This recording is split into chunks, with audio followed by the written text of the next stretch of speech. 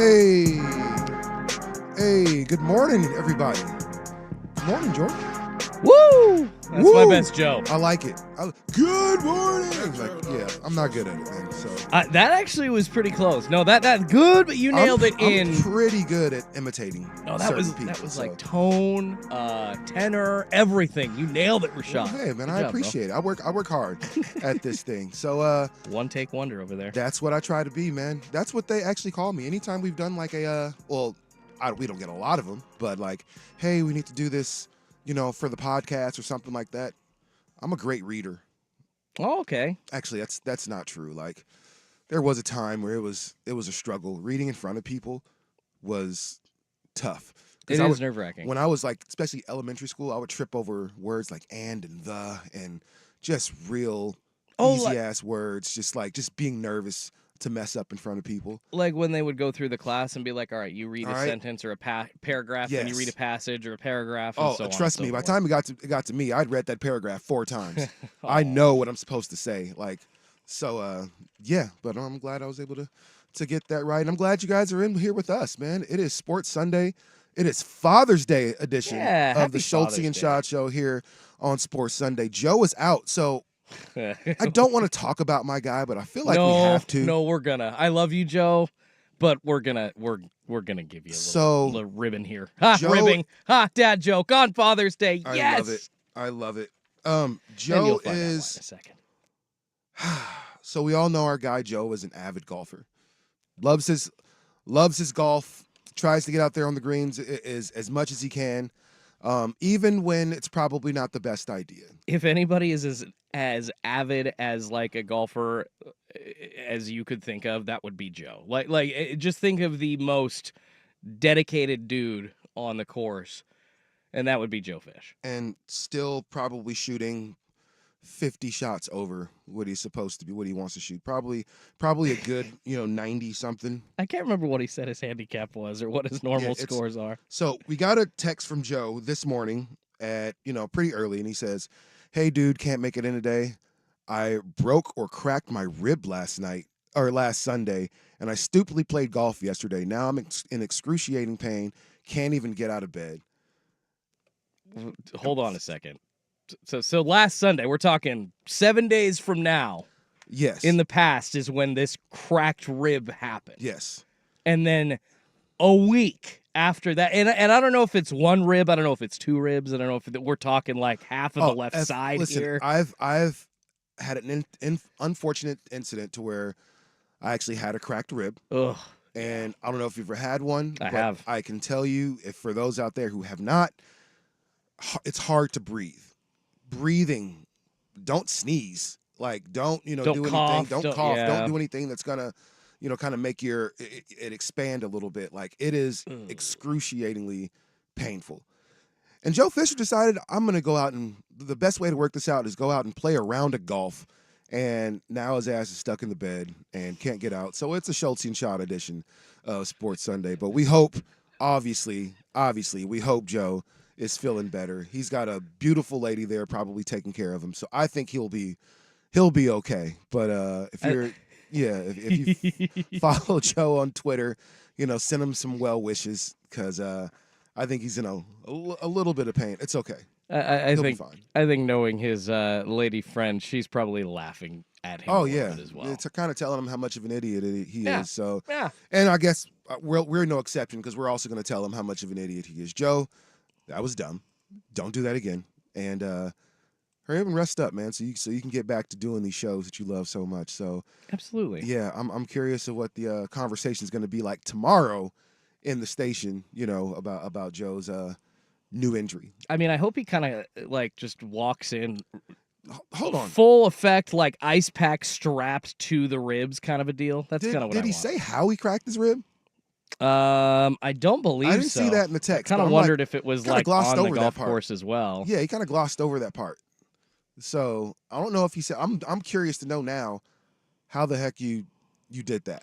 I mean, honestly, as a middle-aged dude, you want to say that it's like not easy to crack a rib, but it is. Like just doing normal stuff around the house. And I'm not. This is not. Rib?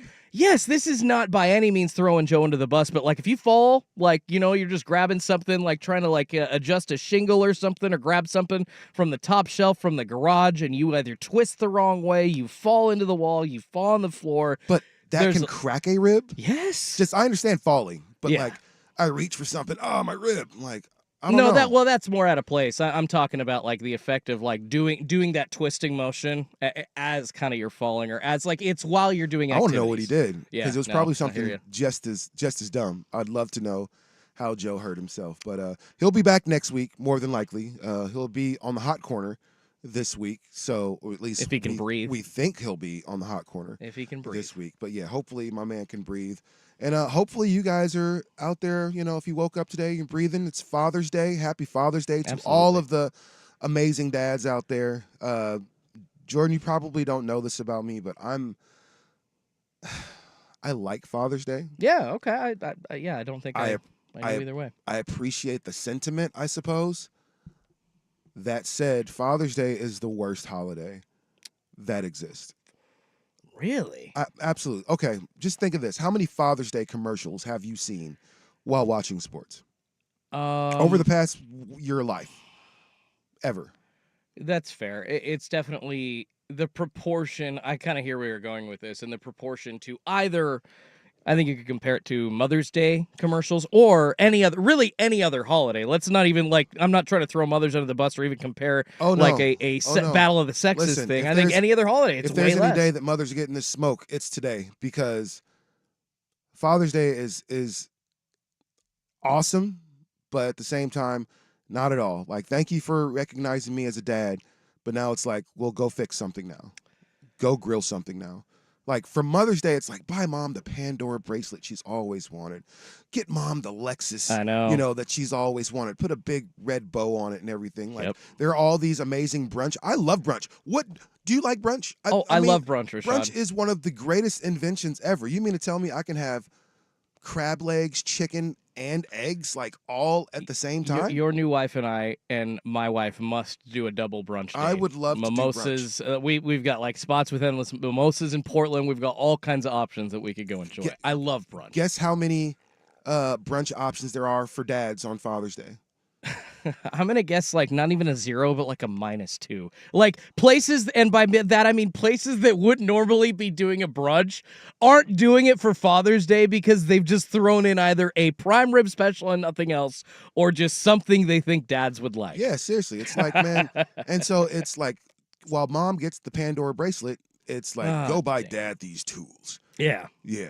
Go to let's Home Depot. Go to Home Depot, Lowe's. Come fix something. Like, be useful, dad. And it's kind of one of those things, man. I would love just one day where you're pampered, right? Just, all the things that moms gets, the manicure, the pedicure, all that, just the massage.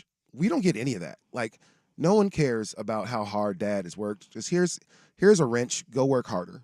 Yeah, that massage, and I watched Dennis Quaid get I think it was just a pedicure on live television for like some daytime TV program a while back. But hey, dude's a pretty man, and he knows how to keep things tight, and also knows how to be comfortable and relaxed and pampered, and that does include getting mani-pedis. I got one before my wedding a few years ago. It was one of the best experiences. It's soothing, isn't it? It was just so nice. It's Sitting like back, not having to worry, and I'm all clean at the end. I got nothing in between my fingernails. And then you figure out this is why ladies love this. This is Yeah. why they go, and this is why they're always trying to get their feet and nails done all the time. It's like, man, this is all right. And I'll be the first to tell you, do I have the prettiest feet?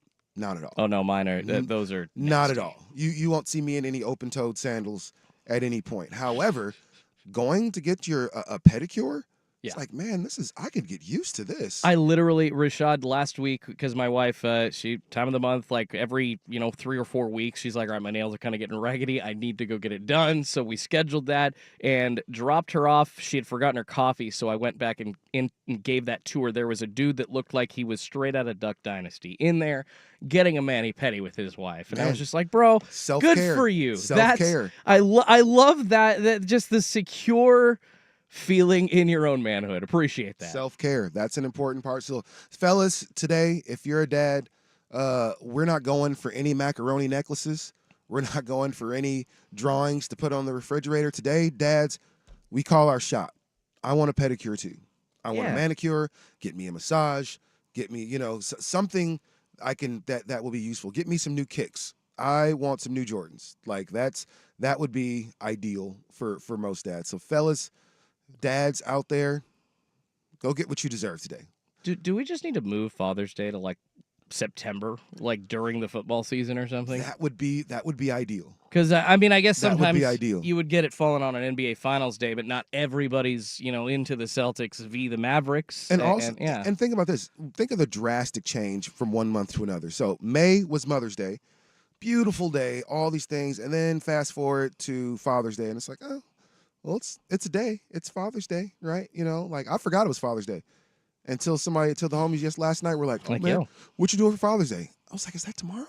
I I will say no idea. shout out to my stepmom Julie. She usually handles the grilling, so I know today we're gonna go down and have some nice steaks with my dad for Father's Day, Mm. and she will be the one out on the grill. So my dad does get a little Get bit a of little time day off. off. Yeah, Yeah. yeah. And trust me, this is not like my dad's like letting her do all the work. They live on like a 2-acre property where he's got to take the John Deere out and not only do the mowing, but a bunch of weeding and a bunch of Yeah, landscaping. the last thing I need to be doing today is grilling then. Exactly. So I'm not mad at that. So Exactly. dads, go get yours, man. We're gonna make sure we get ours, and we gotta. I guess I'm gonna say we have a pretty full. We have a show. We I mean, do. we have a show. Like we're at that time of year to where, we're not quite at, um, at the point to where we're talking about NFL teams. We're still pretty far away from that.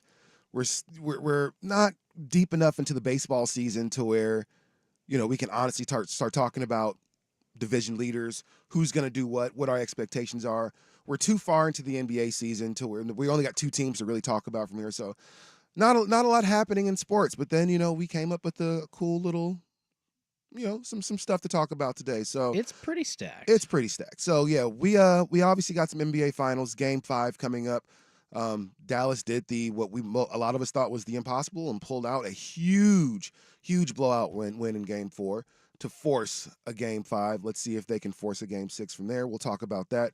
The Celtics about to be on number 18, potentially, more than likely, are about to be on championship 18. What does this mean for Boston, and are they the premier franchise in the NBA? Also, we lost a legend in the basketball world, in the sports world, as we lost Jerry West earlier this week. So we'll talk about his impact on basketball and also, really just culture as far as it stands. And then one of the greatest on-air personalities of all time, possibly the greatest of all time, Charles Barkley has announced his retirement after next season, so you won't have to worry about not seeing him on TNT because he won't be anywhere. So I'm sure he'll have something going on, but we'll talk about Charles's significance. But first, man, want to talk some finals, man?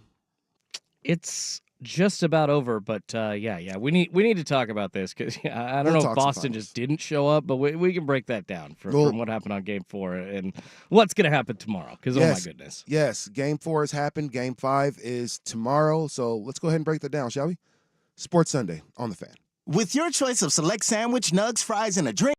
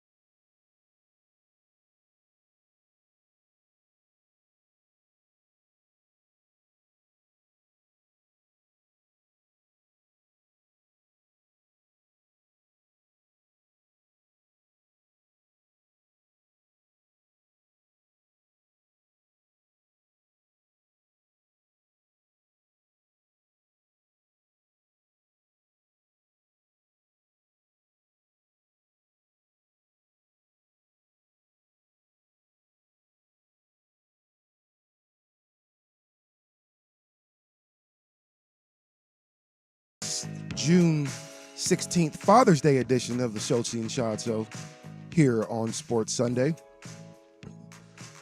Did you watch the game on Friday? NBA Finals Game 4? Yes.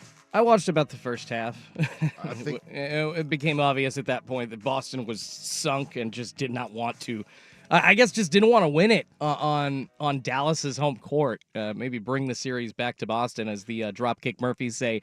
Ship it up to Boston before they win the NBA Finals. I was kind of thinking a little bit of that as well.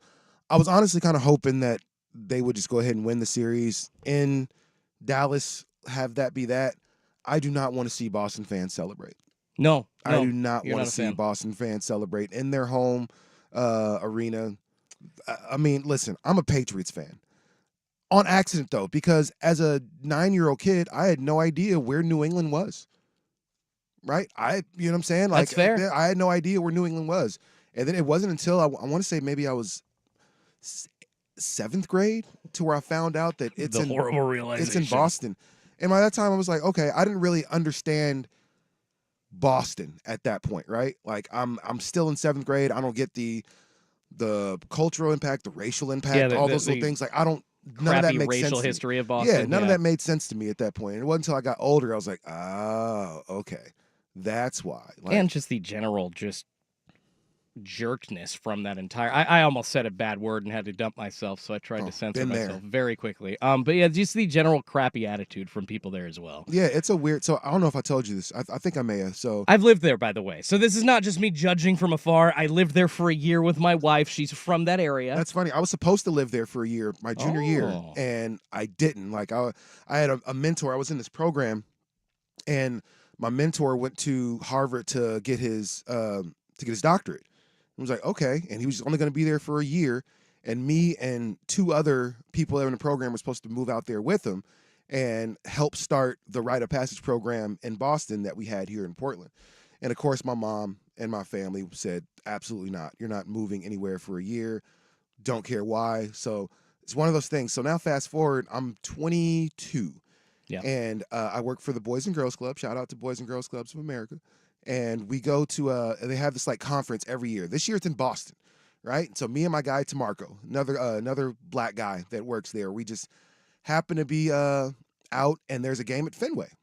Yeah. And so it's like, okay, well, there's some bars around the area. Let's just go to one of the bars and watch the game. And bars packed and everything.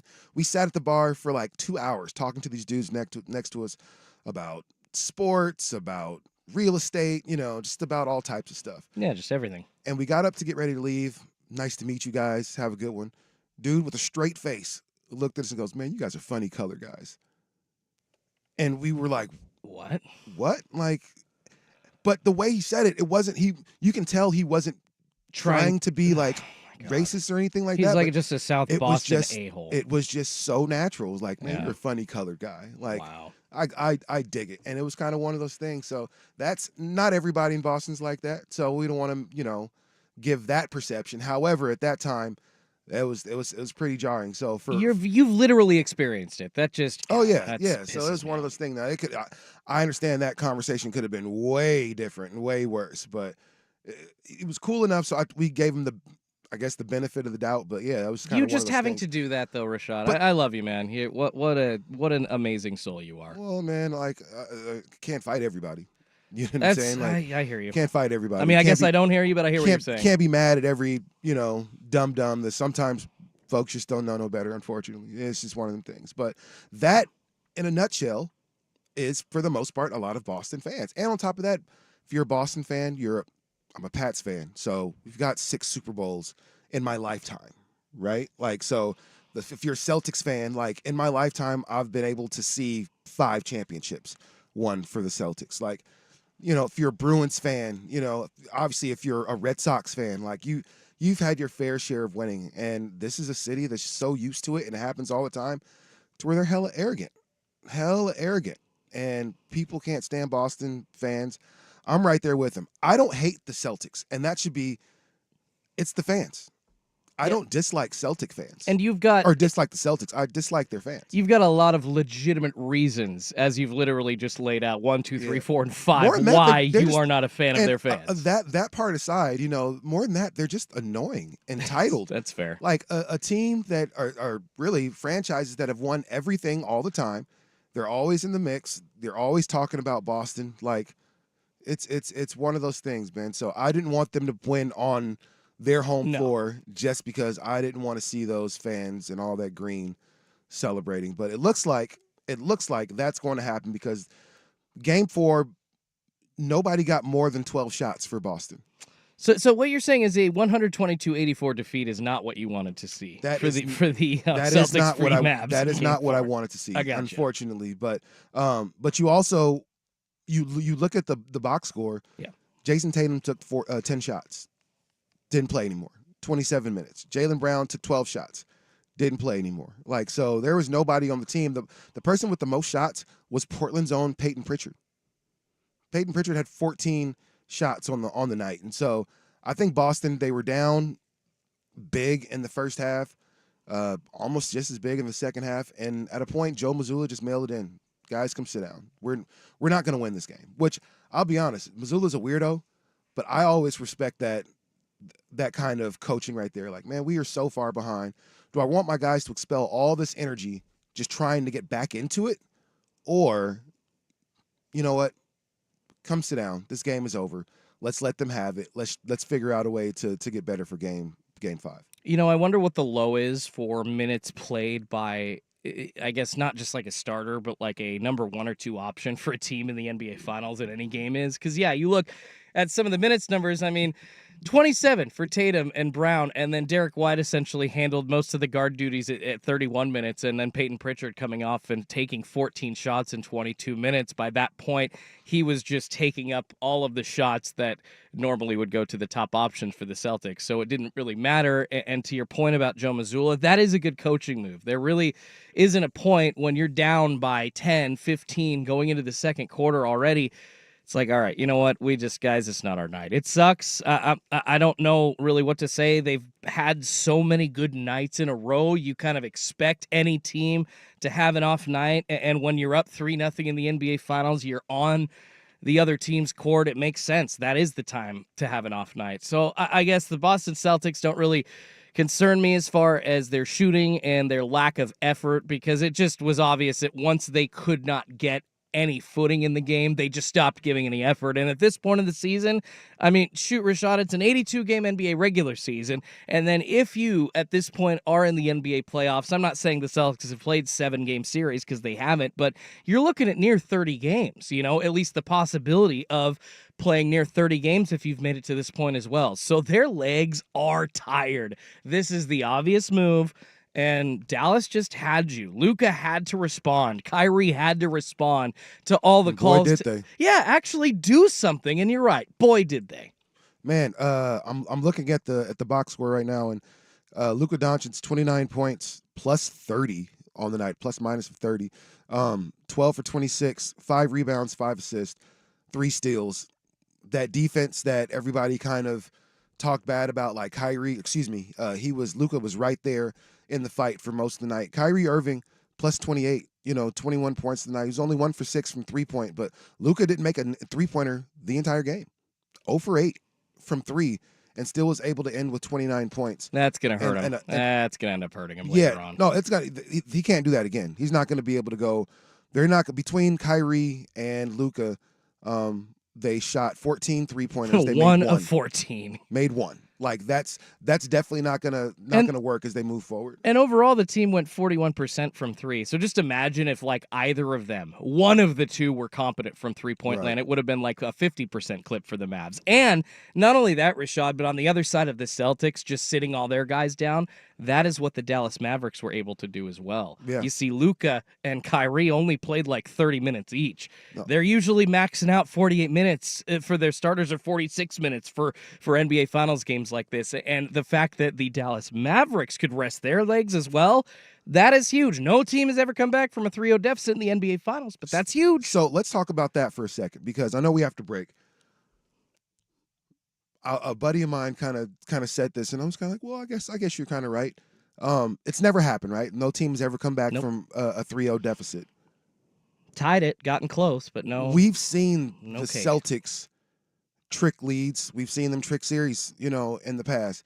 If there was any team that would allow somebody to come back from a 3-0 deficit, it would probably be these Celtics. Ooh, really? I mean, I just looking at their playoff history, just looking at how the last few years have worked out for them. We can't forget about the Miami meltdown that they had a couple years ago. Like, if there was any team that could trick off this type of lead, this type of series lead, it would be the Celtics. And if there were any team that had the ability to come back and make it a series, probably the two best scorers, in the playoffs at this point, which is Kyrie and Luka bringing their team back. If they can get back to what they were doing in the Western Conference Finals, in the semifinals, which is basically when early in the game, if you're seeing Kyrie and Luka miss a couple of shots, you dump it into Daniel Gafford, and you've got your big man that you acquired at the trade deadline. He's running your offense, or you're running the offense through him in the first quarter, which really, you don't see big men,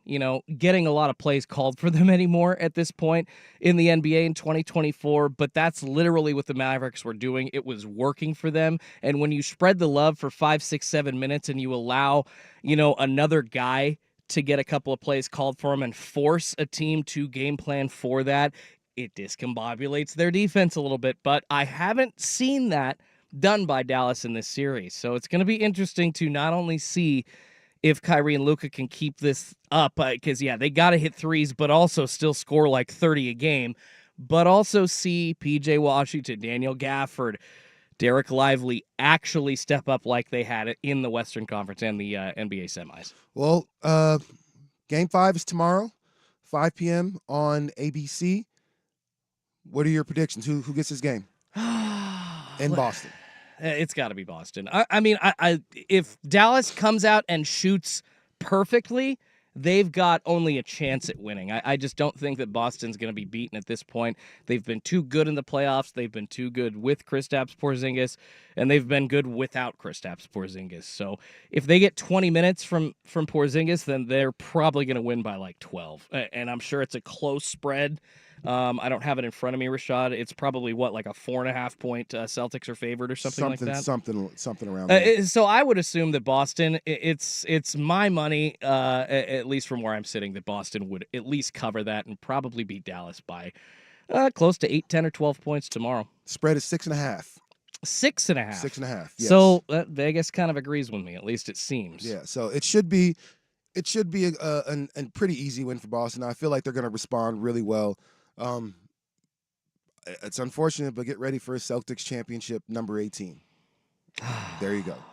So coming up, man, somebody who absolutely hated the Celtics, and but he absolutely loved the competition. Somebody that changed the game so many different ways. We'll talk about Jerry West and his impact, but first, Jordan's got sports.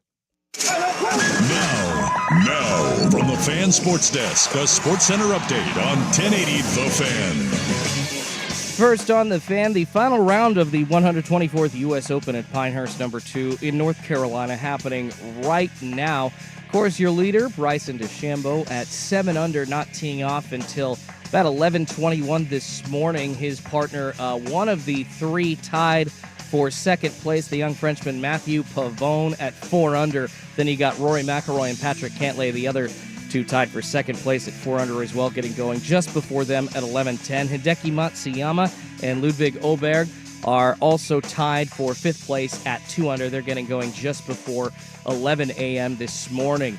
In the Stanley Cup Finals, the Edmonton Oilers managed to stay alive with an epic Game 4 win over the Florida Panthers. 8-1 the final. Dylan Holloway leading the way for the Oilers with 2 goals. Game 5 set for Tuesday night. The Seattle Mariners banging it 2 in a row against the Texas Rangers with a 7-5 win last night thanks to home runs from Julio Rodriguez and Josh Rojas. They're going for the series sweep today with Dane Dunning and Logan Gilbert on the bump. First pitch set for 1:10 p.m.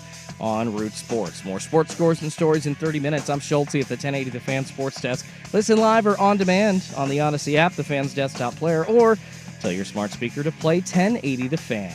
It's time for a rooftop party in the Pearl. Join the Fan for our 2024 draft party at 10 Barrel Portland Pub on Wednesday, June 26th. More info at 1080thefan.com. Victoricos features fresh, authentic Mexican food made from scratch. Hey, it's Dusty, and that's just one reason why Victoricos is my family's go-to when we need a quick and delicious meal. From tacos and burritos to quesadillas and tortas, there's truly something for everyone. Order your favorites now at victoricos.com. We all hear the radio ads about the IRS.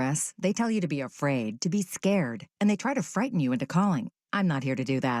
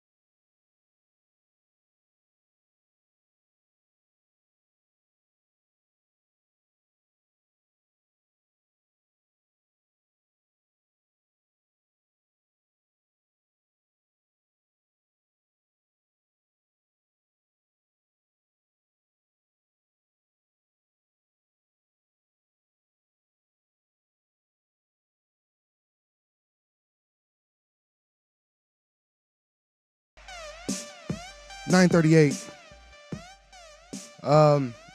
We all got some pretty sad news earlier this week as the NBA and as the sports world, man, lost just an amazing player, amazing general manager, amazing team president, I believe.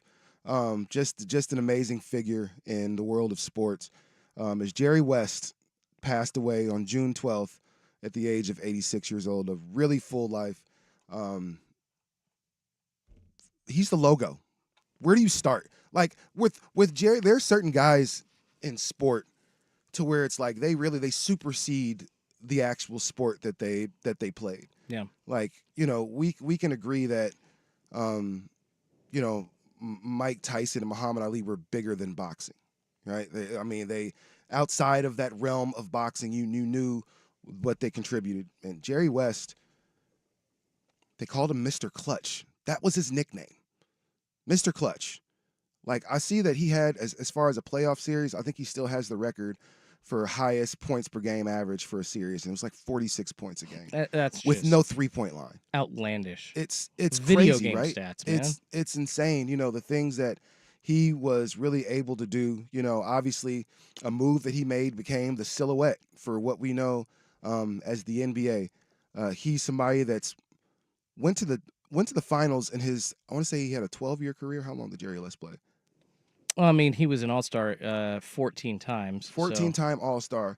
He was in the NBA Finals. About 15 years. 15-year career, 60 to 74 as a player. And then he took over as a coach a year and a half later. He was in the NBA Finals 8 times. And he played against Boston for 6 of them. Exactly, yeah. And so if there's anybody that really hates the Celtics more than I do, it would be Jerry West. Saw the joke on social media that he did not want to see the Celtics win I would another one. die So he's like, you know what? I'm going to croak out. I'm done. I'd die before I see them win as many championships as the Lakers. Like, I can't deal.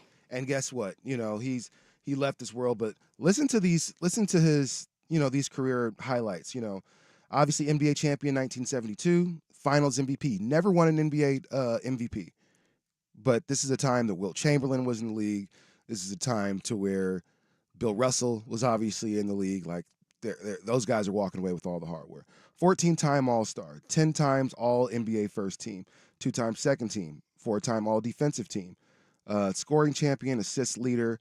He's on the 35th anniversary team, the 50th anniversary team, and the 75th anniversary team. That good. Every time they come up with a top 50, top whatever, Jerry West is always going to be right there. Like, he became, as an executive, 8 championships. 8 championships with the Lakers, with the Warriors, executive of the year a couple times. Remember, he even built that Memphis team. Yeah. From we kind of forget about that. They didn't win a championship, but obviously we got guys like Pau Gasol, out of that, whole experiment, man. You got a really, really good Mike Conley, at that point for a long time. They even got a first-round win against the Blazers, or excuse me, a second-round win against the Blazers. What was that? It was the year after the shot against Houston. So, like, I forget. It was a while ago. 09, 2010. I can't remember exactly. So, here's somebody that's done it from every single position in the sport. Front office, head coach.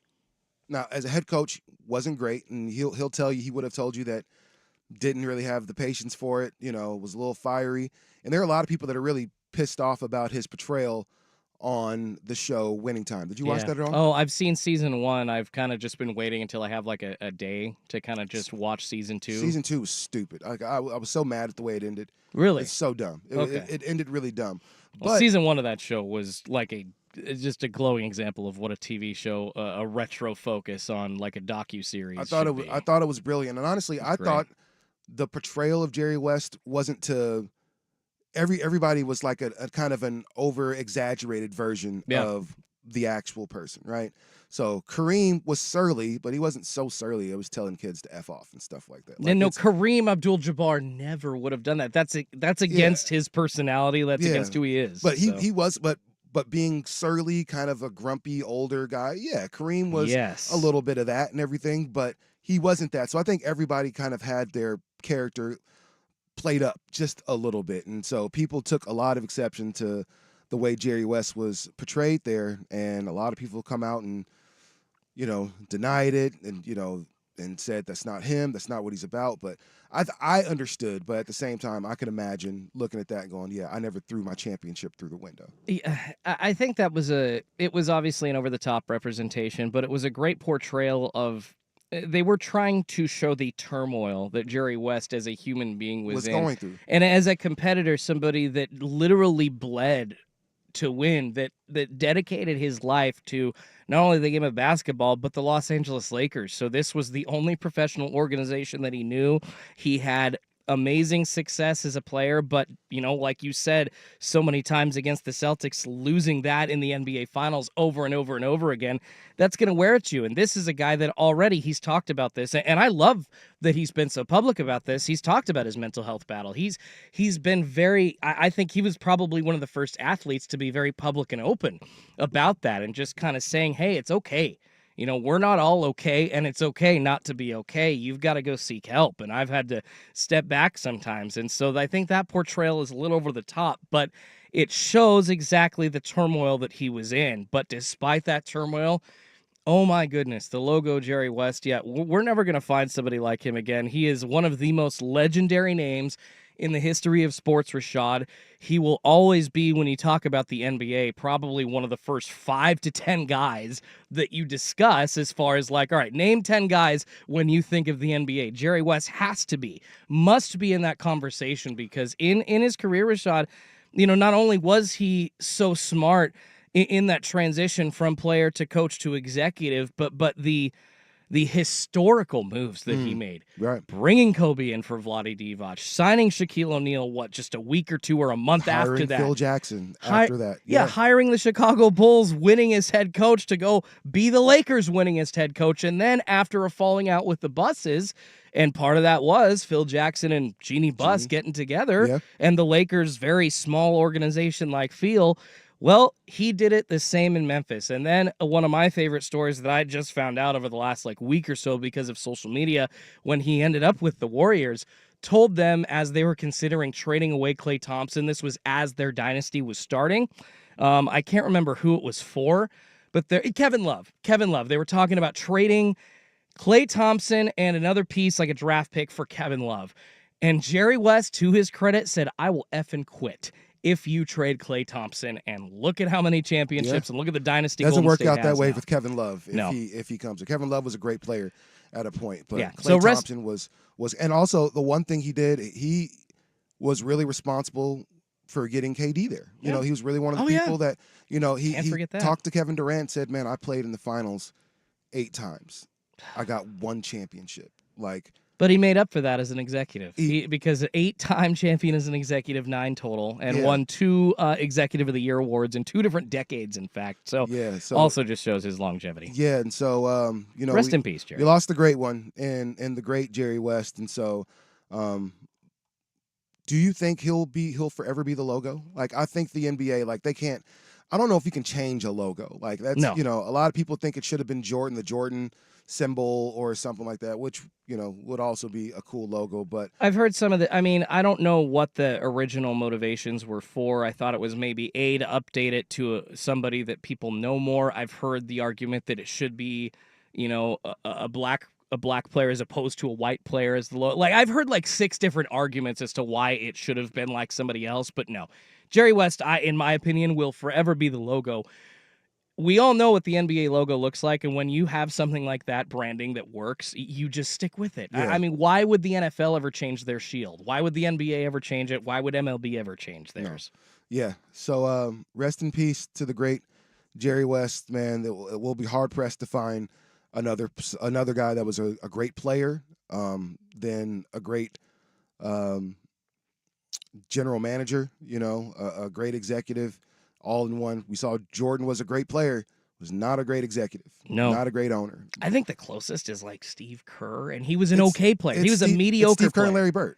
Yeah. It's Steve Kerr and Larry Bird. Larry Bird is the next in line after Jerry West because he was Larry Bird was a great player. Yes, he was. Was an amazing coach. Amazing. And then has been a really good, what is he? He's president? He's had 6 different titles. Yeah. Right now, he's probably president emeritus, just kind of sitting in the background. But he has been GM at some points. I believe he was he hired Isaiah Thomas, and Isaiah Thomas almost got them to the NBA Finals. You know, even in his off years, was a consultant at the minimum. Yeah. So rest in peace to the great Jerry West. So coming up next, what are we going to talk about? What's that last thing? Let's see. We had Jerry West. We had NBA Finals. We've got some sports. Other sports topics like, gosh, I mean, the Blazers could have drafted up or moved up in the draft See? in the next couple of weeks. Yeah. There's But a team in Utah, the there new is. NHL team that wants to ask prospects about their Uber scores, but we can get into that in the next and hour. we're going to get all in that into the second hour. But culturally, another phenomenon, will no longer be around for us. Although he's not passed away, he will be retiring from his on-air personality. And that is the one great Charles Barkley. We'll talk about Sir Charles when we come back right here, Sports Sunday on the Fan. Hey, it's Souk. Crunch Fitness is ready to make your summer even better with one.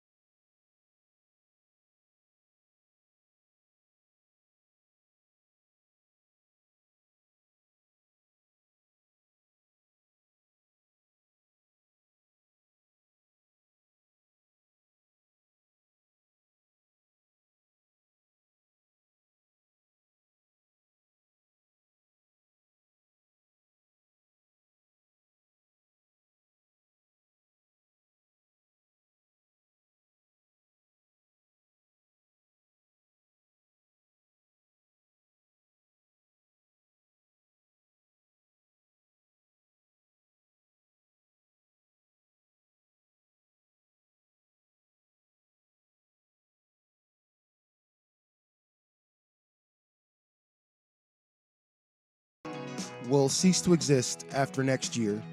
And maybe it will be back at some point. But inside the NBA, if it does come back after next year on another network, unfortunately will not be graced by the presence of one Sir Charles Barkley.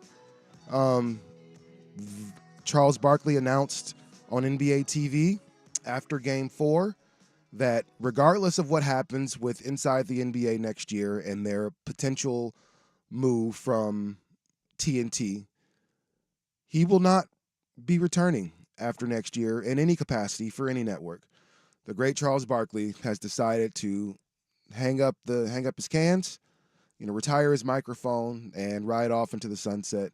Charles Barkley has been doing this job for 24 years. Like, it's crazy to think that he's been retired for that long. He almost seems like ageless at this point. He's like 61, and it just doesn't look like it or No, seem like it. Charles Barkley retired in 99, 2000, right? It doesn't seem like it's been that long since he's been, but if we're being real, more people know Charles Barkley as the analyst than they do as the player. Yeah, at this point. Like, which is insane to me. And I think, Charles is one of those guys that's been so honest about, everything. But in his honesty, there's still something very, what's the word I'm looking for? He's still very cool at the same time. He's super funny. And it's one of those things, like, it's hard to be mad at Charles Barkley for saying some off the wall stuff. He's talked bad about the Blazers for a long time. He's talked bad about San Antonio and San Antonio's women. He's one of those guys that will say anything that comes to mind, but you can tell he's not trying to be mean. This is just me talking type stuff. And just funny. His job is to be funny. His job is to be funny. And sometimes I'm curious if there's a group of writers that are behind him, giving him certain jokes or things to say or anything like that. But when he said, and I forget which team he was talking about, and they were talking about going to 1-2-3 Cancun. The New Orleans Pelicans. Yeah, he said, we're going to send their ass to Galveston. And I Dirty water in Texas. Lost it when he said funny. Galveston. I was like, man, I don't know, for whatever reason, I thought that was super, super funny. But, man, I don't know if we'll have another sports show like this. Like, you can tell that Ernie kind of keeps things straight for everybody. He's the straight man. But between Charles and Shaq and them kind of going back and forth at each other and maybe with their disagreements or whatever the case is, like, it's the most entertaining sports show on TV. 100%. I can't disagree as far as like pre and post game stuff, and even competing like with some like I don't know, there is all kinds of sports programming on. I mean, you're seeing podcasts put on, TV now. You're seeing like Pat McAfee now, his show has been brought to the mainstream. There is still, to this day, even with new media coming in like it is, no competition against NBA on TNT. And inside the NBA, leading into that and getting out of that, there is just, I don't think there's anything else that's more synonymous with watching basketball. Maybe Round Ball Rock from, the late 90s into the early 2000s with the NBA on NBC, like, this is the NBA on NBC. Other than that, I think it's Inside the NBA on TNT is it. No, and every time I think of the NBA, I think of here and Chuck, I think of Ernie, I think of Kenny and Shaq laughing. And it's one of those things, like, I won't watch the game in some cases, but I'll still watch Inside the NBA. Yeah. I will have missed the game or, have to do something and come back and just listen to what they have to say. And the reason I think it's so great is because it is so organic. You and I kind of spoke about during the break, these shows with you and I is so much easier because we don't have to write down our every single thought that we have. Like, sometimes when we're forced to kind of just jump in there, it's like we don't have time to be anxious or time to be, to be worried about what we're going to say and how we just have to go 1, 2, 3 jump. And I think when you look at Inside the NBA, you've got some guys up there. Obviously, there is a script and what's going to be said or kind of a run of show. But for the most part, it's 4 guys that are just talking to their friends, similar to what we do here in the station, just talking about whatever. And it's sometimes when you're talking to your buddies, things aren't as polished. Sometimes things aren't as buttoned up. People can be a little more sensitive, about certain stuff. As we see with Charles, he gets on Shaq's nerves all the time, and then what's the first thing Shaq does once Charles gets on his nerves? How many rings you got? You don't have no rings. You don't Always know. clowns that. You know anything? And to Shaq's point, no, Charles Barkley doesn't have any rings, but he's still one of the greatest 50 NBA players of all time. I mean, you start looking at Barkley's stats through his career. Like, his first year, his last year, he averaged 14. So plays for the Sixers his first year, 14 and 8. His last year for the Rockets, 14 and 10. But in between there, it was 20 and 12, 23 and 14, 28 and 11, 25, 25 and 12, 25 and 11, 27 and 10. Like, these are his career numbers, up until really his last few years with Houston. Barkley was amazing. Obviously won an MVP in Phoenix. If they'd have had more on that team, could have, pushed the Bulls to at least 7, but they didn't have any more than him and Marley. Kevin Johnson's underrated, but still not one of them ones. But man, Charles Barkley has had an amazing. We just talked about Jerry West having an amazing playing career and then parlaying that into an amazing career as an executive. Charles Barkley has been one of the best top 75 NBA players of all time, but arguably top 5, top 10 on-air personalities ever. Yeah, I think he's made a huge impact on how the NBA's covered, and all that money, all of this love is really just for who he is as a person. And that's you're talking about those guys up there off the cuff, and that's exactly, he's just being himself, and that's why he is so lauded. That's why he's so loved. And we knew he had a personality in his playing days. I'm just old enough to remember Charles Barkley as an NBA star in the 90s. I was 6, 7, 8 years old, but that was, part of the beginning of my NBA memories was hearing a lot of Charles Barkley and seeing a lot of points scored by him on ESPN. But just the transition, I mean, so many people tried in that same amount of time. Not, screw now, let's throw the last 10 years out, because now, podcasts are like everybody's doing it. Yeah, exactly. They're like, everybody's doing them. But the tough transition in the limited spots that they were given in that time, there were like 4 or 5 networks covering the NBA, and there were maybe 6 jobs open. Charles did that seamlessly, and he made it look so easy. And I guess going forward, I hope that he does something else, but I truly just don't want to believe that this is it for Charles Barkley and inside the NBA. Yeah, this is a cultural phenomena with inside the NBA, and we're going to be hard pressed to find something similar to it. And I think really shows like Inside the NBA was able to help launch things like Cold Pizza, which ultimately end up becoming First Take. And what's the NBA? What's the countdown shows and stuff like that? NBA Countdown on ESPN. A lot of these things are due because I hate watching that. It's almost unwatchable. Yeah, man. And Stephen A. Smith. Oh my God, bro! Like, I don't know if there's a more annoying person. Why are we watching him walk into the arenas with this suit? Like, who cares? Yeah, I agree. Who cares? Why is that a thing on social media? Seriously, stop it. Like, I don't want to see We're such any simple more humans. of Stephen A. Smith. Okay, hour 2. You got this one? Yeah. Let me take over. Let's see here. We got a lot of. This is kind of the fun hour. Some fun. We got a possible fart live on the air that I wanted to go over. Oh, that's yeah. fun. We played these clips on Danny and Dusty this week when I was in producing, and I wanted to. That there was a possible live fart. Not possible. It was caught on the air by Pittsburgh Pirates announcers. They denied it, and I wanted to get your take on it, Rashad, Let's and hear play it. it for people that haven't heard it. Also wanted to get to the new NHL team in Utah. They are asking their draft The prospects. Yeti, right? Yeah, supposedly. Is that did they I don't decide know. on a name? I don't know. Did they? It's one of the options. But yeah, the possible Utah Yeti are asking prospects about their Uber scores. We'll get into how I think that's problematic, and also get into the NFL Sunday ticket price and how it could have been cheaper. That came out in the last 48 hours, and that kind of ruffled my skirt a little bit. Oh, NFL. Okay. Well, we'll do all that when we come back. Second hour, Sports Sunday, coming up next. Did you know the law requires insurance companies to pay you 100%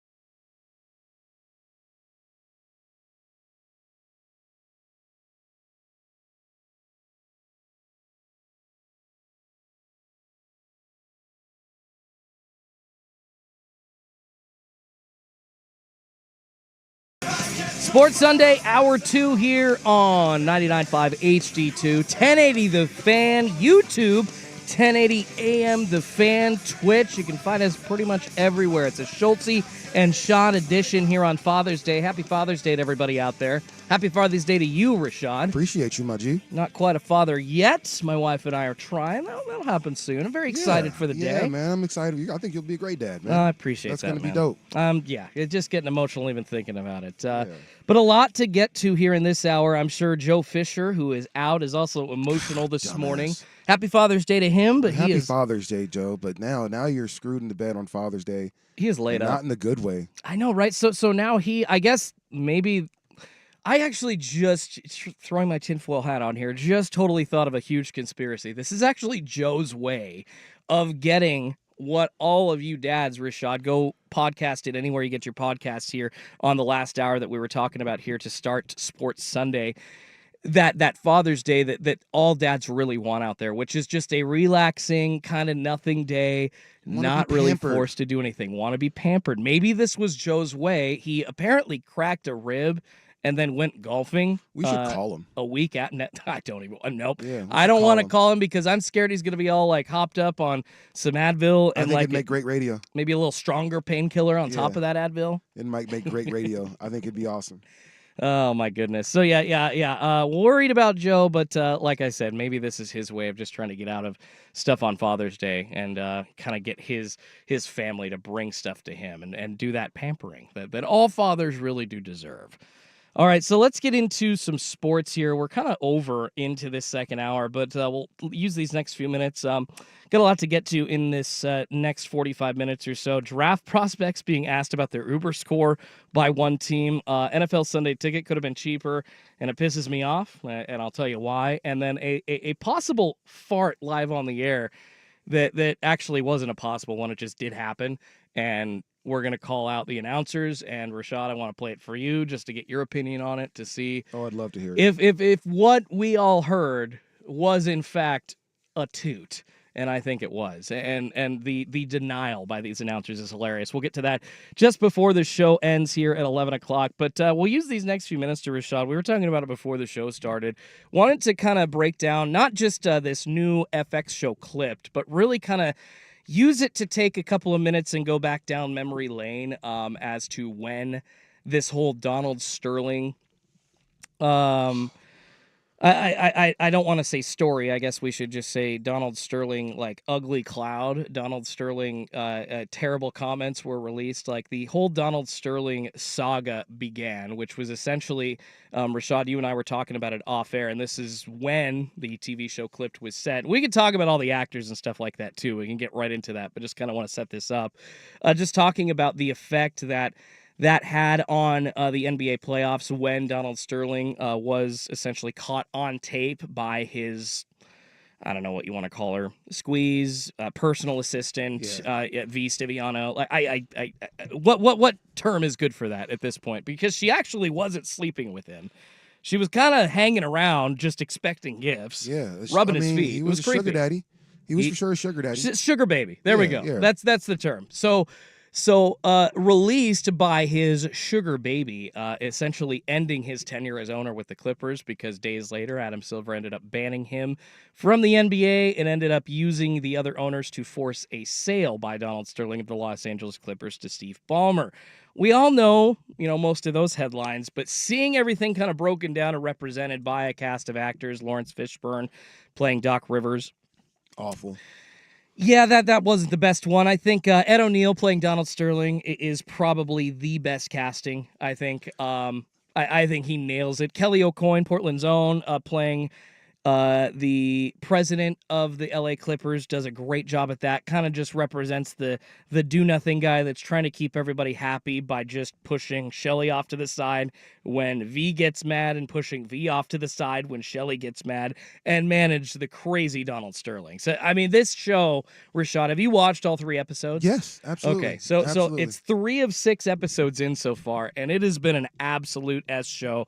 I will say the actors are pretty miscast in my opinion, but some of the subject matter has been very interesting to watch, and obviously included in this show are the actual conversations that were caught on tape. I've been watching this with my wife, and I've been kind of noting to her, like, hey, babe, yeah, this happened. What Donald Sterling, these terrible things that he is saying, that Ed O'Neill is saying is Donald Sterling right now, that happened. The White Party, where he carried Blake Griffin around by the wrist, by the hand, that happened. And to see that represented visually, little shocking. I think they're doing a good job with the shock factor, Rashad. No, yeah, I think they're doing a great job, and really kind of for, I think they're, for a lot of sports fans, still don't really know who Donald Sterling was like that. Like, I mean, and now in NBA circles and, sports circles, like, everybody knew he was a crap owner. What's crazy is the Lakers and the Clippers share a building. How are your facilities so much worse? Explain that part. Like, you guys share an arena, right? But people have often said, like, when you come to the Clippers, like, the locker room is messed up and this is done. And like, well, actually, that happened because Donald Sterling was dragging his feet initially in the original negotiation with the people at, now it's Crypto.com. But initially, the Staples Center was built to be a home of the Lakers, a home of the Kings, and like a concert venue. Or excuse me, a home of the NBA team. But the Kings were the one putting it together.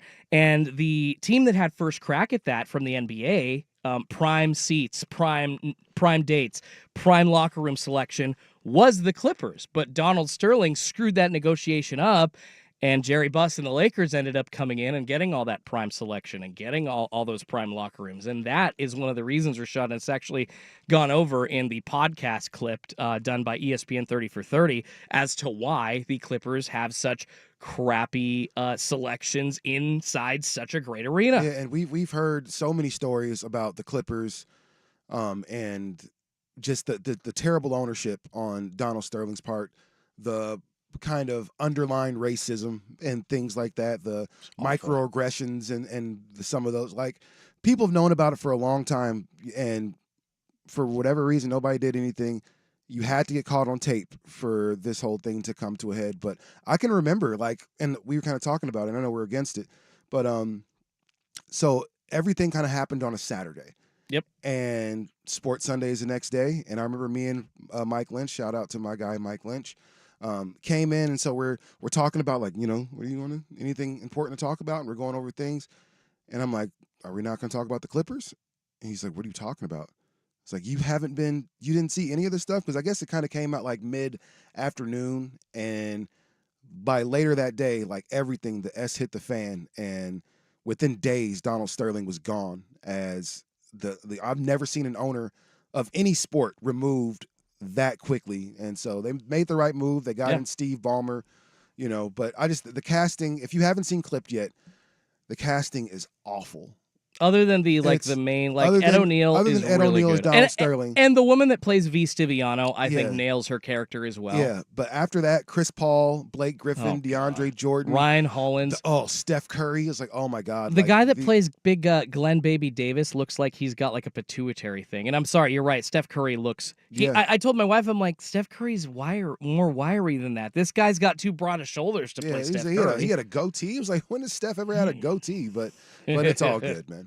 No, you got to go watch it. I believe it's like every Tuesday, comes out at 9 p.m. on Hulu, and I've been anxiously awaiting each week. It was like a 1-2 episode release the first week, and then episode 3 the next week, which was last Tuesday. And then we'll get to see it's out of 6 episodes, so the start of the second half this week. And I'm very anxious to see. I mean, we all know how it ends, but anxious to see how it's represented, how, as we remember Adam Silver in what was his first real thing as the commissioner. Out the gate, you have to remove an owner. Yeah. Whoa. Yeah, it's like, how do you talk about him being removed, Donald Sterling, so swiftly from the NBA as an owner, and part of that was because this was Adam Silver's first really big scandal as new commissioner, and he did have to act very swiftly and concisely. Otherwise, it would have gone very badly for him, 100%. And his future was in jeopardy as well. So, thankfully, that did happen because, Rashad, you say, like, it sucks that it took, even after the knowledge of the Clippers being so cheap and dealing with a racist owner for literally 20, 30 years, it took a sugar baby essentially outing him, with a tape that he had given permission to be recorded, and then at that time, a commissioner that needed to make a statement had to oust him. And it is sad that that is what had to happen, but thankfully it did. And yeah, this show Clipped, it's just an amazing representation of at least the shock factor. But yeah, a lot of the actors are pretty laughable. And you will, once you watch it, you will know what Rashad and I are talking about. Yeah. What's your least favorite? Out of all those, we'll get on after this, but least favorite casting out of those players. Ooh. Steph Curry was egregious. Okay. Chris Paul, and I love the dude that played Chris Paul. If you've never seen P-Valley, you watch it. He's with your actually pretty wife. good, yeah. Yeah, it's a great show. That was not a good casting. Blake Griffin looks crazy. I'm gonna have to pick Blake Griffin. He looks crazy. Like some of the people, they got the guy that plays Matt Barnes. Like, yo, y'all didn't even try. Y'all Matt Barnes does not look like Matt y'all Barnes. didn't even try, man. Like y'all dropped the ball on this one. Hulu does a pretty good job of making content and everything. So as far as casting, yeah, they dropped the ball on that one. I don't know, but then I listened to like, oh, you guys, I just think, oh, maybe you should have gotten the NBA players themselves. But then I listened to all the recordings on 2K of them trying to like act in that career mode. And you know what? Maybe actors that don't quite look like the players is the better. Yeah, it's bad. Yeah, it's not cool. Maybe that's the better thing to watch here. All right, so yeah, go watch Clipped. I've been loving it, and I'm dying to watch the next episode, which comes out here this Tuesday at 9. Coming up next here on Sports Sunday, sans Joe Fisher. Which NHL team is asking draft prospects about their Uber scores and why? Rashad and I will break it down and frankly laugh at the reason next here on Sports Sunday, 1080 The Fan. This is Rick Jones of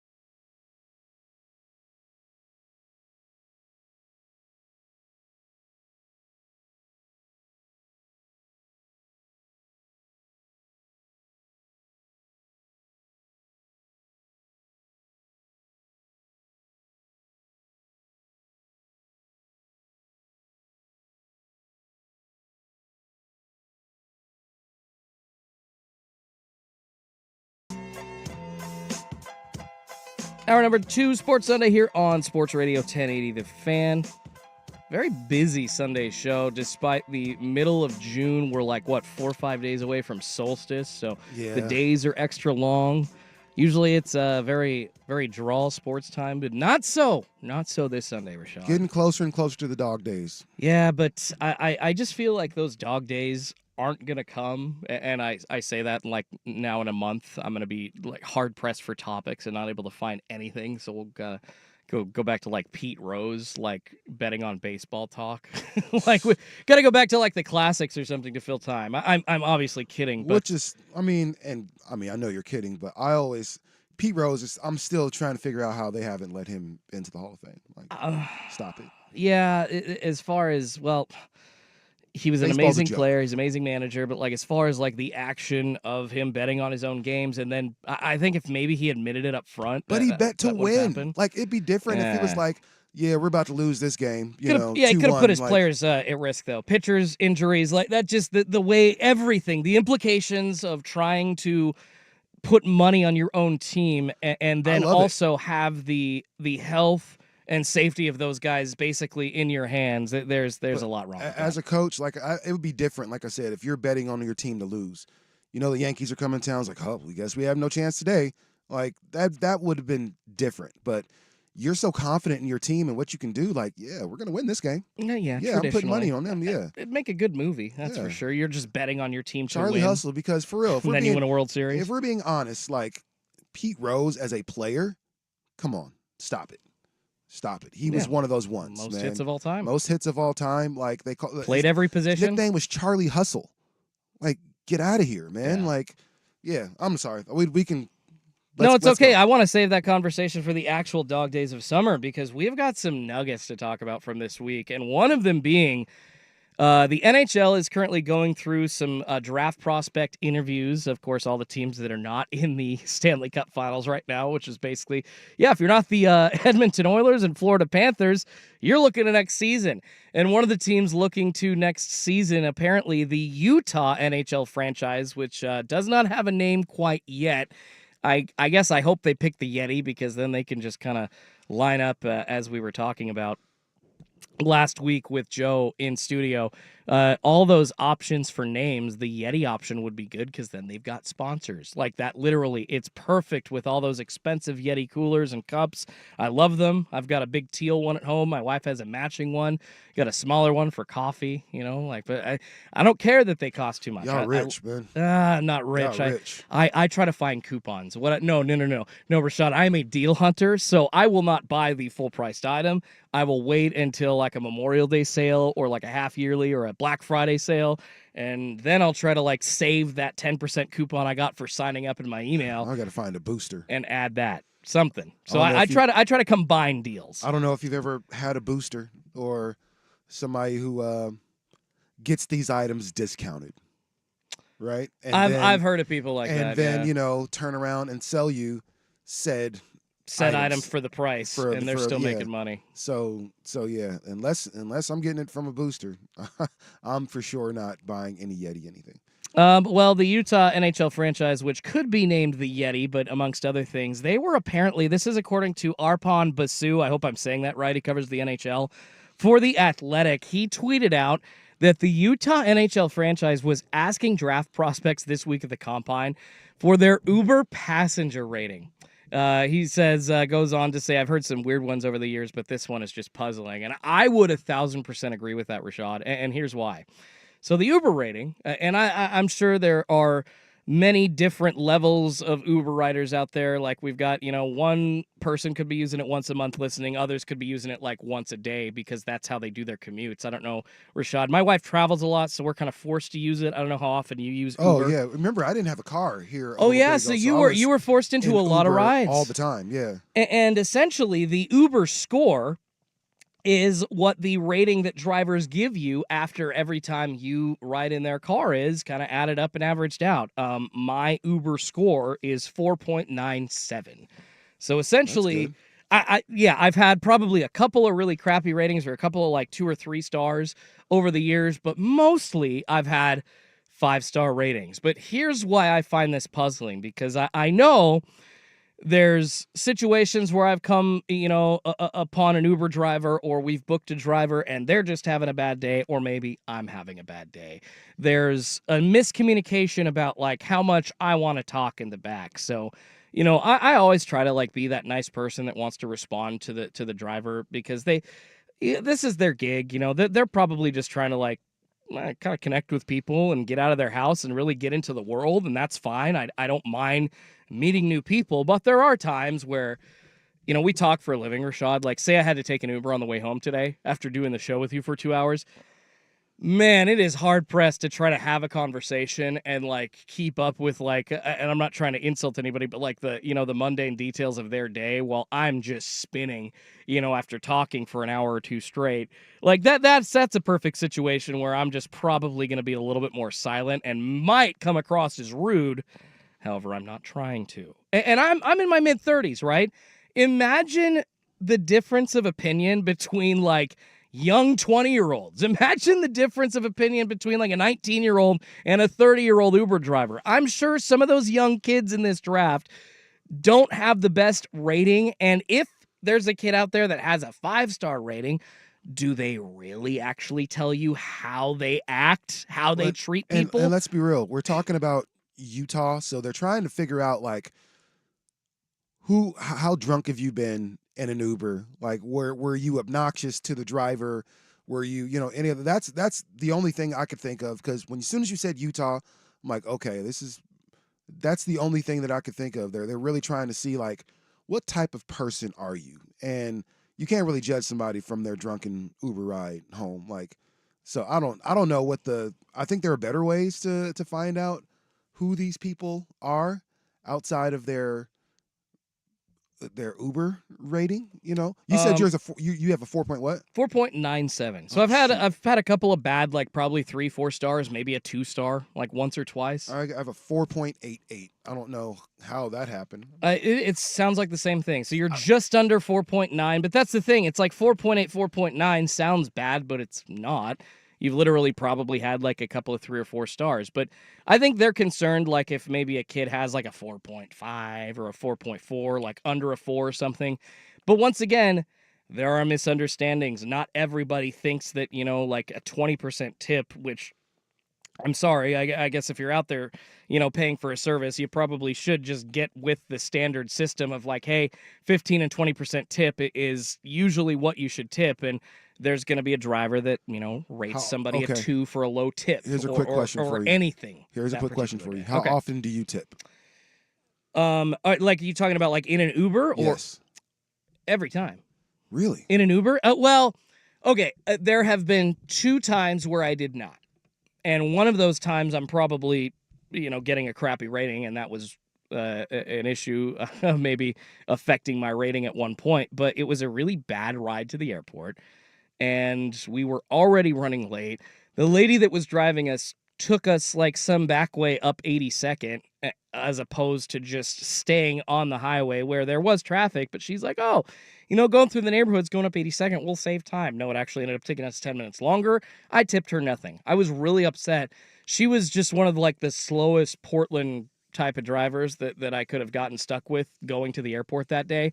And when I'm going to the airport, I get that there's traffic, but I do need somebody with a little bit of oomph behind him, and that actually wants to get to that destination that's driving. So I left no tip that time. But we're talking like 1 or 2 times out of the hundreds of rides that I've done on Uber, I always leave a tip. I've never been an Uber or Lyft driver, so I'm not sure like how much of if I pay for a $30 ride, like how much of that is going to the driver. I know probably maybe a third. Maybe less than that. If you're doing a $30 ride, yeah, they're probably getting less than a third of that. Yeah. So I tip, especially if there's a cool ride. If we can't have a conversation, not a conversation, but if we can't talk a little bit, I'm a little like, okay, well, that's cool. Like sometime I get a person that just has nothing to say. Hey, good afternoon, sir, or good afternoon, madam. Hey. Like, it'd be different if you didn't speak English or anything like that. So of course, maybe there's a language barrier there, but nah, like those, I'm not tipping certain people. Sorry. Sorry. but Thank you for the ride. but essentially that sure will end up making your Uber rating a little bit lower. I don't know. I think Utah has to find a better way to get to know their draft prospects. I Like, agree. You know, just saying. I don't know. I don't know if that's the best way to figure out who these young men are. Is, man, let me see your Uber rating. They were that's weird. they were reportedly asking about Snapchat scores as well, which like we just that's what you want to see. Let me see your Snapchat. I don't have a Snapchat. Yeah, that's what you I mean, I'm want. 35. No, I'm so- saying that's for if you want to really know what these. Yeah, let's look at your Instagram. Let's look at your Snapchat. Let's look at your Twitter. Which is really just Pornhub now. If you haven't looked at Oh yeah, Twitter, they hid my likes this week, God. didn't they? My God, They hid likes. Elon must have got caught liking a couple of videos that he wasn't supposed to or something. God, Company called him out, and he's like, "Well, you know what? We're just gonna hide these." And that's that. Man, okay. All right, from one cost talk to another. Gosh, like it's just all money, right? Like Uber scores, Shocker. tipping in Ubers. Well, we got to get to Sunday ticket costs now. The NFL Sunday ticket deal could have been cheaper with ESPN. That got released in the last 48 hours. Find out how much less we could have been paying for Sunday ticket coming up next. But first, here's SportsCenter. Now, from the Fan Sports Desk, a SportsCenter update on 1080 The Fan. First on The Fan, the final round of the 124th U.S. Open at Pinehurst No. 2 in North Carolina happening right now. Your leader is Bryson DeChambeau. He's at 7 under, getting going at 11:21 this morning, along with one of the guys tied for second place. That is Matthew Pavone, the young Frenchman, at 4 under. Rory McIlroy and Patrick Cantlay also tied for second at 4 under, get going at 11:10 this morning. Hideki Matsuyama and Ludwig Oberg are tied for 5th at 2 under. They get going in just about 25 minutes from now at 10:59. The Edmonton Oilers managing to stay alive in the Stanley Cup final with an epic Game 4 win over the Florida Panthers. 8-1 the final. Game 5 set for Tuesday night. And the Mariners make it 2 in a row against the Texas Rangers with a 7-5 win thanks to home runs from Julio Rodriguez and Josh Rojas. They go for the series sweep today. Dane Dunning and Logan Gilbert on the bump. First pitch set for 1:10 p.m. on Root Sports. More sports scores and stories in 30 minutes. I'm Schulte at the 1080 The Fan Sports Desk. Listen live or on demand on the Odyssey app, the Fan's desktop player, or tell your smart speaker to play 1080 The Fan. This is your home for year-round NFL coverage. The Odyssey app and 1080 The Fan.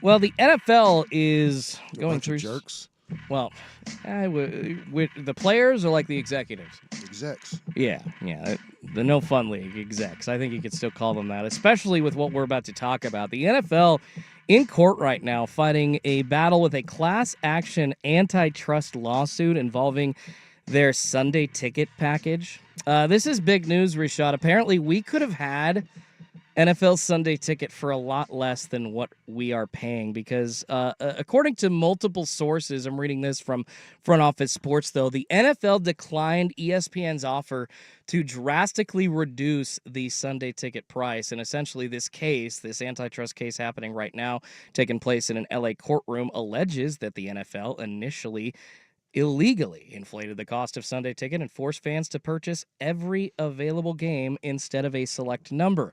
And here's what we're finding out in this antitrust case. ESPN had made an offer to the NFL to include the Sunday ticket package in their coverage. They've obviously got other entities like ESPN Plus and stuff like that. I don't really want to get into that, but they were, bidding along with everybody else. Apple TV, I think Amazon was in on it, bidding for the Sunday ticket rights. They had proposed a $70 yearly package cost, which is way less than like the $300 to $400 that it's been with DirecTV and now YouTube TV. But along with that, also proposed a single team option, which I do believe Major League Baseball offers through MLB.tv. With blackouts, though, unfortunately, hopefully those will end soon and we can just get sports regionally anyways free for their local viewers. But the NBA also does that as well with their League Pass. They offer individual team packages along with the option to watch every single game across the league. Of course, blackouts included in that as well. And I mean, thankfully, as far as the NFL goes, the blackouts aren't really affected at least every week with your local team because more often than not, like Fox and CBS will show, the regional games. So Right. if the Seahawks are playing at 1 p.m., more likely than not here in Portland, Oregon, we're going to see the Seattle Seahawks, right? So I understand that not everybody really would be up for like a single team option, but there are a lot of fans that live in different parts of the country away from their team, necessarily not wanting to invest $300 to $400, or even in the case of ESPN offering a $70 price tag, for the whole league. They can just watch their own team. And it's interesting because we're not only seeing, Rashad, the bid from ESPN, but according to Courthouse News Services, Apple's 2022 bid for Sunday Ticket would have added as many as 20 million new customers to the product. The league took a pass, and Apple wound up backing out of its bid at that same point. It sounds like they were trying to offer up something that maybe was a lower cost than the initial $349 it's going for now. And the NFL just said absolutely not. I know when YouTube TV did initially get Sunday Tickets contract, they offered some kind of discount, to incentivize people to sign up for their TV service. Like if you sign up and pay for the whole year, you get Sunday Ticket for free, or you got it for $100, or you got like a $200 gift card from DirecTV, to go pay for that because they lost it. Actually, Travis Kelce and those commercials, they ended up having to get sued and fight a little bit in court because they were alleged to have kind of advertised that they had Sunday Ticket while not actually having it. So this has been a big back and forth battle. There's essentially, Rashad, an argument over what the cost of access to NFL games would be if ESPN got it. And of course, in the day and age of expensive tickets, of expensive jerseys, expensive food, expensive everything regarding your team, I can't stand the fact that, and I know they're the NFL, they're going to make billions. They're going to try to make every dollar they can. They have the power to negotiate from that side. However, I cannot stand that a league thinks, especially with its regular season games, that there should be a barrier to access, even for your local teams. I mean, let's just, if you want to throw a package up for all the games across your league, of course, that makes sense. But to make it when you've got, not even close to as many games as MLB or NBA every single year. Right. You're essentially saying that the value of your games, and it is the number of viewers. It's a party every week. That's what the NBA, that's what the NFL does. Like the NBA, unless it's like a a big game, or you're just getting together with your buddies to watch the Blazers play or watch whomever play, the NFL is a party every week. But every single week for 18 Yeah. weeks now. You know, the NFL has their own, like, it's a whole thing. Like, to get ready for game day, like, it's grilling. It's like, it's the only sport, like, not the only sport, but like, we go to basketball games, we don't see people outside tailgating for Blazer true. games, right? But you go to a football game, it's a whole production. Like, people are out there. If you're in Buffalo, they're, you know, jumping on the tables, and like, it's a whole party every single week. And the NFL understands that, and they know that there's no way they're giving their product away for cheaper. They're going to find, if they can find a way to charge more, as football fans, we're going to consume it. We're going to. Like, people always say, oh, I'm not going to watch the NFL this year. I'm not going to watch this year. And the ratings are always higher than they were the year prior. We're going to continue to watch. So I think this year there were games, like you said, on YouTube TV, on Amazon. At one point, and a few years ago, the games were on Twitter and stuff. Like, if they can find ways to put the games out there, they're going to do it. But they're going to make money off it. There's no way that the NFL is going to be like, you know what we need to do? We need to think about the fans' pocketbooks, and we need to make sure that this product isn't as pleased.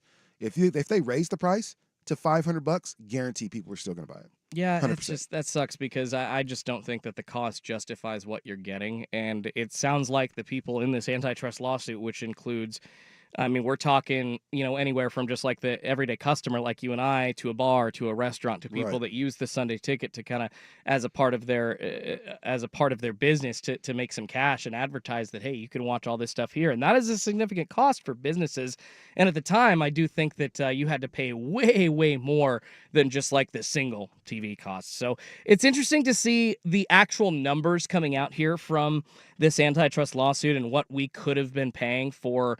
What is essentially the premier sport in our country, which is the NFL. $70. Gosh, that would have been a nice price point, because you're talking like MLB. I can't remember what NBA League Pass charges, but MLB.TV is usually around $120 to $150 a year.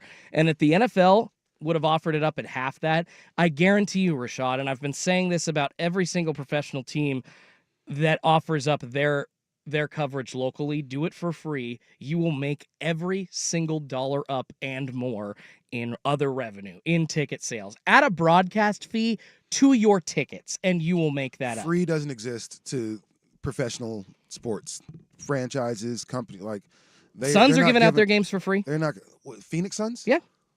Yeah, Joe Tsai, their owner, they decided, you know what? It's a much better business plan for us to just put our games on seriously. like a local Channel 8. Yeah, You know? I remember when the Blazers used to be on Channel 8, you know, and I think that was always great. But when they figured out that we can get money from stations, we can be exclusive to Root Sports. We can be exclusive to whichever station. Like, once that happened, it was, again, franchises, owners aren't looking for ways to spend money. They're trying to make as much of it as they can. So I'm not super shocked. Yeah, I'm not either. But interesting to hear what we could have paid for NFL Sunday tickets. All right, we got to wrap it up here next with a possible fart on the air from MLB announcers here on 1080 The Fan.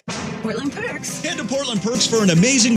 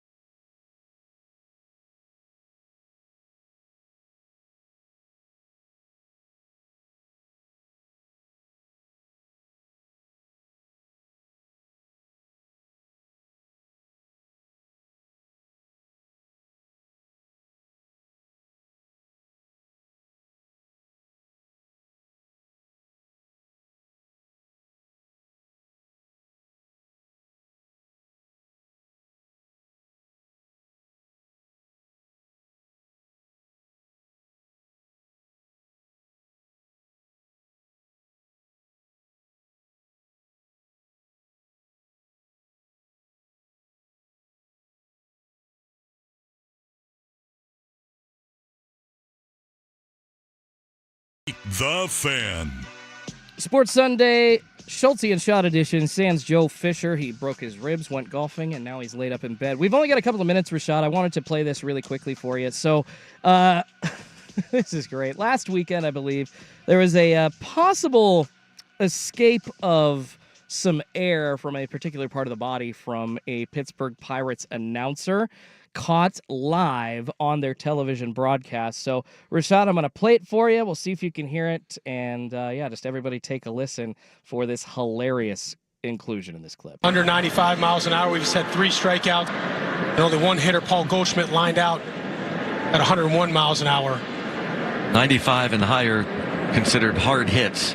Or barrel balls, I guess you'd say. 1 ball, 1 strike. There we go. Yeah. That's about 10 seconds in or so. You heard that.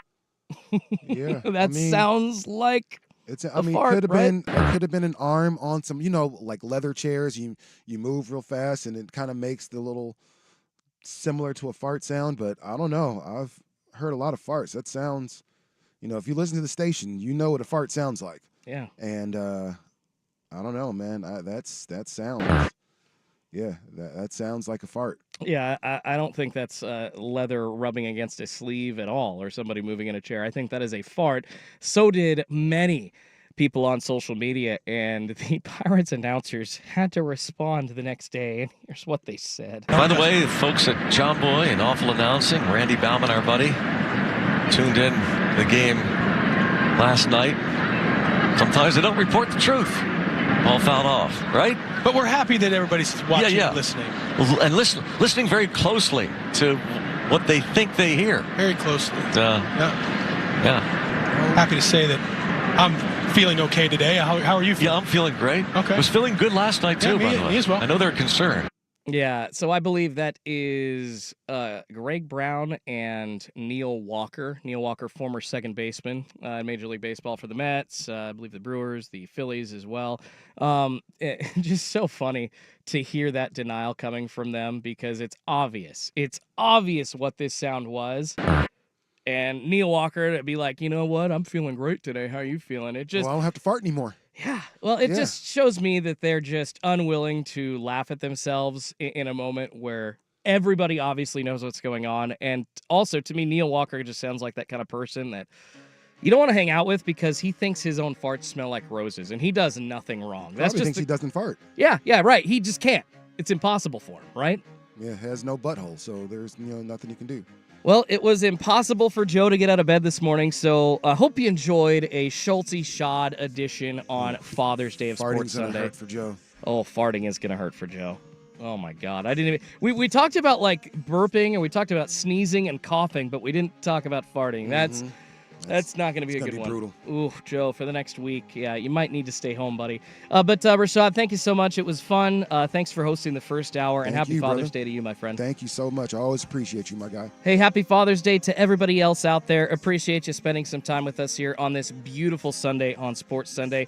Make sure you're back here tomorrow morning, 6 to 9 a.m. Dirt and Sprague are back. I'll actually be in producing, and then, of course, Danny and Dusty and Isaac and Suk to fill up your Monday lineup tomorrow here on 1080 The Fan. We're out of here. You've been listening to Sports Sunday on 1080 The Fan for Schulte and Rashad Taylor. Hope you have a beautiful Father's Day. Have a good one, everyone. So, what are you reading? I'm checking out the ratings on